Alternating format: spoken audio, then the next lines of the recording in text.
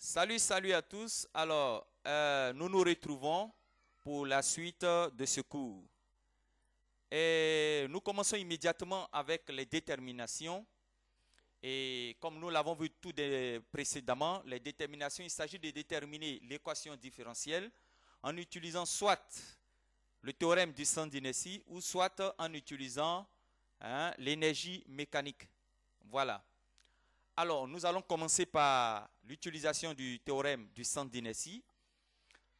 Et vous allez d'abord représenter, n'est-ce pas, toutes les forces qui s'appliquent sur le système ressort objet, voilà, ressort objet, etc. Il aura bien évidemment la tension T du ressort, la réaction du support et le poids de l'objet. Et le théorème du centre d'inertie, voilà, la somme des forces extérieures est égale à la masse fois l'accélération. Vous voyez un peu? Et vous avez ici les forces extérieures là qui sont ici.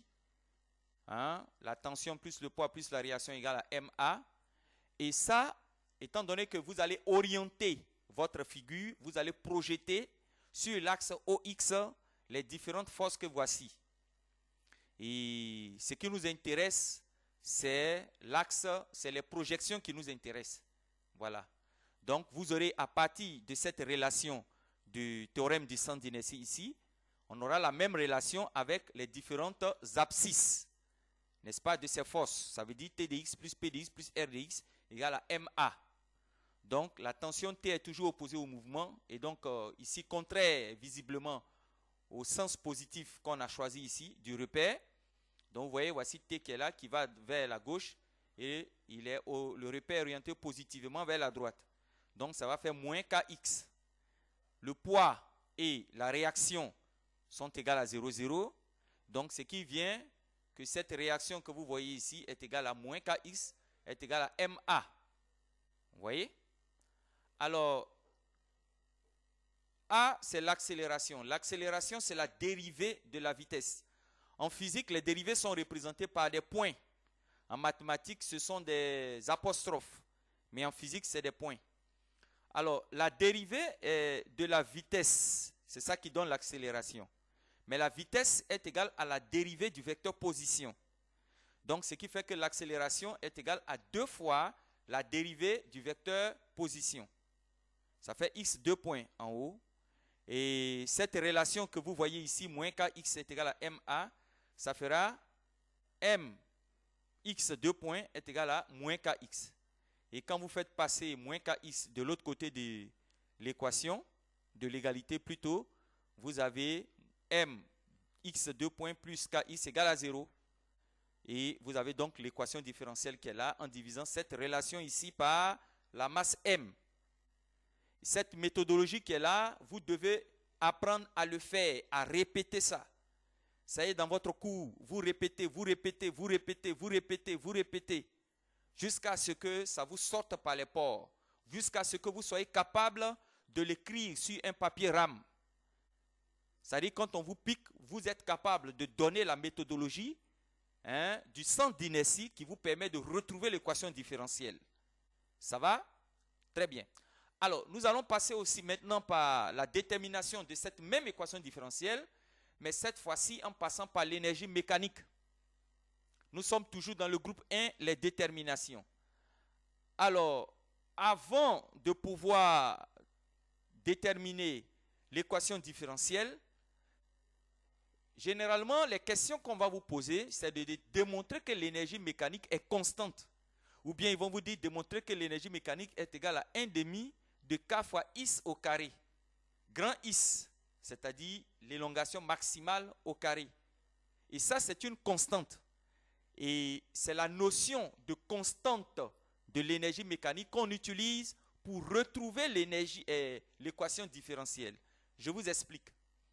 Étant donné que l'énergie mécanique est constante, quand je dérive une constante, ça me fait 0. Vous voyez un peu? Or, l'énergie mécanique est égale à quoi? L'énergie cinétique plus l'énergie potentielle élastique. Donc, ça fait 1 demi de m fois v carré pour l'énergie cinétique. Et pour l'énergie potentielle élastique, ça va faire plus 1 demi de k fois is au carré. Ça veut dire quoi v au carré? Je sais que la vitesse est la dérivée du vecteur position. Donc V est égal à Is point. Donc si je réécris l'expression de l'énergie mécanique, ça va me faire 1 demi de M fois Is point au carré plus 1 demi de K Is carré. Vous voyez un peu? Et la dérivée de l'énergie mécanique, comme on l'a dit ici, est égale à 0. Donc ça veut dire que si je dérive toute cette l'énergie, l'expression de l'énergie mécanique que je viens de trouver ici, si je dérive cette expression-là, je vais trouver 0. Et il y a des exercices où on vous demande même de montrer que l'énergie mécanique est égale à 1 demi de M fois Is point au carré plus 1 demi de K fois Is carré. Oui, oui. Alors, une fois que vous êtes arrivé ici, vous savez que la dérivée de cette expression-là, c'est égal à 0. Donc, voici ça ici. C'est-à-dire la dérivée de l'expression qui est là par rapport au temps est égale à 0. Et comment nous allons dériver ça? Nous allons utiliser cette formule mathématique qui est la formule de la dérivée d'une fonction exposant n. La dérivée d'une fonction exposant n. Et f de n' est égal à n multiplié par f' multiplié par f de n moins 1. Retenez ici que le x que vous voyez ici est une fonction du temps. C'est une fonction qui dépend du temps. Voilà, donc c'est une fonction. Donc ce n'est pas parce qu'on a mis x ici que vous allez considérer ce x-là comme étant une variable muette, comme vous pouvez le voir dans les mathématiques, f de x égale à 3x carré. Non, ce n'est pas le même x. Ici, c'est un x de position qui dépend du temps. Donc c'est une fonction. Alors, je vais utiliser, n'est-ce pas, cette formule de la dérivée d'une fonction exposant n pour dériver cette quantité qui est là. Alors, comment je dérive ça? Ici, j'ai x point au carré, c'est-à-dire une fonction au carré. Donc, comment dériver? On me dit que ça fait n multiplié par f' fois fn moins 1. Donc, j'ai 1 demi ici de m. Ça, c'est une constante. Donc, fois n. Notre n ici, c'est 2. Donc, il descend ici. Voici le 2 qui est là. Maintenant, on me dit fois f' ici. Or, à l'intérieur ici, j'ai is point. Donc, is point prime, ça fait x 2 points. Voici ça. Multiplié par is point exposant 2 moins 1. C'est-à-dire f de n moins 1, ce qui fait is point. Puisque 2 moins 1, ça fait 1. Donc, j'ai fini avec la dérivée de ça. Ensuite, j'attaque la dérivée de 1 demi de k is carré. Donc, ça va me faire 1 demi de k. Ça, x, c'est une fonction. Donc, le 2 va descendre, c'est-à-dire le n. Voici le 2 qui est là. Ensuite, le is qui est là, sa dérivée. Donc, ça fait is point. Multiplié ensuite par is au carré moins 1. Donc, ça va faire 1. Donc, ça va faire multiplier par is. Donc, en simplifiant ici 2 et 2, et 2 et 2 ici, cette équation qui est là revient à m x 2 points fois x point plus k is point fois x est égal à 0. Donc ici j'ai is point ici, j'ai x point là. Quand je mets en facteur, ça me fait x point facteur de m is 2 points plus k x égale à 0. Et nous savons que soit is point est égal à 0 ou bien la quantité qui est là, c'est-à-dire m is 2 points plus k is égale à 0. Mais is point ne peut pas être égal à 0 dans la mesure que is point c'est la vitesse. Et la vitesse est différente de 0 puisque le solide est en mouvement. Donc, on ne peut pas dire que la vitesse est nulle. Donc, si is point n'est pas nul, alors c'est forcément m is 2 points plus k is qui est nul. Et vous retrouvez l'équation différentielle. Ça va? C'est très simple, ce n'est pas compliqué. Donc, cette vidéo-là, je vais la faire en 15 minutes maximum. Mais j'aimerais attirer votre attention sur quelque chose. Quand il va s'agir de déterminer l'équation différentielle, comment vous allez savoir si vous devez utiliser le théorème du centre d'inertie ou passer par l'énergie mécanique? Remarquez que dans les exercices, si on commence à vous dire énoncer le théorème du centre d'inertie, quelles sont les différentes forces qui s'appliquent sur le solide et représentez-les. Ça veut dire que vous devez utiliser, n'est-ce pas, théorème du centre d'inertie pour déterminer l'équation différentielle. Mais lorsque dans l'exercice, on vous dit démontrer que l'énergie mécanique est constante, ou bien démontrer que l'énergie mécanique est égale à 1 demi de A fois X carré, ou bien 1 demi de XM de K fois XM au carré, ça veut dire que vous devez passer par l'énergie mécanique. Vous comprenez ça? La seule difficulté ici, regardez un peu, hein, vous n'allez pas voir une force apparaître en passant par l'énergie mécanique. Il n'y a aucune force ici. La seule difficulté, c'est l'utilisation de cette formule mathématique f de n prime. Voilà, et en considérant que les x points et les x que vous avez ici, ce sont des fonctions exposant 2. Voilà. C'est bon? Très bien.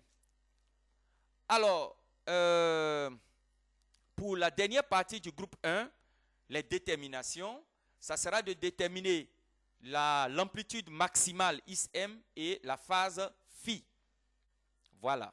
Parce que quand vous allez finir de déterminer l'équation différentielle, vous allez dire que les solutions de l'équation différentielle sont sous la forme x de t égale à Ism cosinus de oméga t plus phi. Ça va? Très bien. Avant de déterminer Ism et phi, la première chose que vous devrez faire, c'est de pouvoir écrire la vitesse. Voilà, l'expression de la vitesse. Et la vitesse, ça fait la dérivée de la solution que vous voyez là. C'est-à-dire is point de cette solution-là. Et cette dérivée qui est là, je vous conseille d'aller voir la dérivée d'une fonction, des fonctions cosinus. Vous allez voir que la dérivée de la fonction qui est là, ça fait moins oméga 0 is m de sinus de oméga 0 t plus phi. Ça, c'est la première des choses. N'oubliez pas qu'avant de déterminer is m et phi, donnez d'abord l'expression de la vitesse. Voilà, c'est la première des choses. N'oubliez pas ça, c'est très important. Et ensuite, vous allez déterminer les conditions initiales pour déterminer phi. Ça va? Et xm. Vous allez utiliser les conditions initiales, surtout pour déterminer phi. Pour déterminer xm, c'est très facile. Mais c'est phi qui est le problème. Donc, vous allez vous poser la question. Quelle est la position du mobile à t égale à 0? Donc, ça veut dire que dans l'expression de la position ici, vous allez remplacer t égale à 0 et utiliser les données de l'énoncé pour savoir où se trouve x, l'abscisse du solide à t égale à 0. Voilà. Et vous allez vous poser une seconde question. Quelle est la vitesse du solide à t égale à 0? Et vous allez utiliser les données de l'énoncé pour déterminer la vitesse à t égale à 0. Ça va? Parce que l'énoncé va vous donner la vitesse à t égale à 0. Ne vous en faites pas pour ça. L'énoncé va vous donner cette vitesse. L'énoncé aussi va vous donner la position. Et c'est ce que vous allez utiliser pour pouvoir déterminer cosinus de alpha ou sinus de alpha ou bien tangente de alpha si vous faites sinus sur cosinus. Et ensuite, n'est-ce pas, déterminer phi à l'aide de votre calculatrice. C'est bon? Je pense qu'on va s'arrêter là. Nous avons 13 minutes.